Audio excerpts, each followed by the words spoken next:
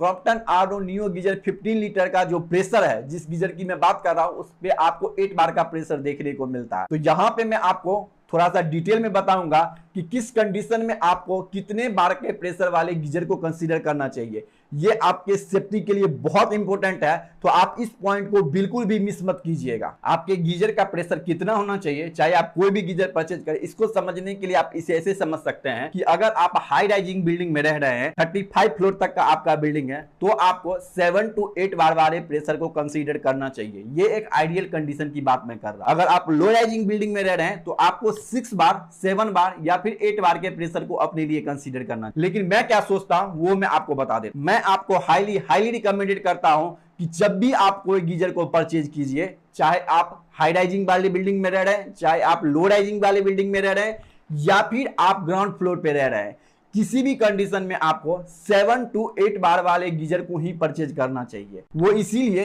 क्योंकि ये आपके सेफ्टी को डायरेक्ट इंपैक्ट करता है। तो आपको इस बात को ध्यान में रखना है। अगर आप 7 बार से लेकर के 8 बार के गीजर को कंसीडर करेंगे, तो वो गीजर आपके लिए best out of the best result आके देगा।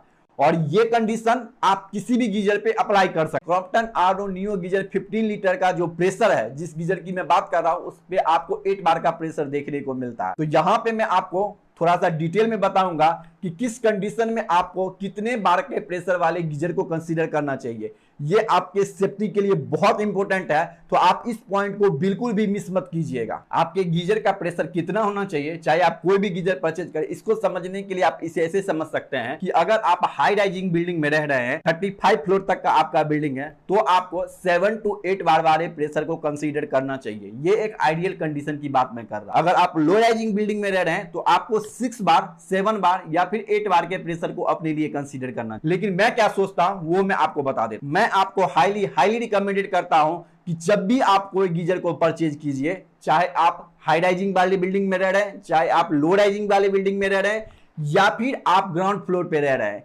किसी भी कंडीशन में आपको 7 to 8 बार वाले गीजर को ही परचेज करना चाहिए। वो इसीलिए क्योंकि ये आपके सेफ्टी को डायरेक्ट इंपैक्ट करता है। तो आपको इस बात को ध्यान में रखना है। अगर आप 7 बार से लेकर के 8 बार के गीजर को कंसीडर करेंगे, तो वो गीजर आपके लिए best out of the best result आके देगा।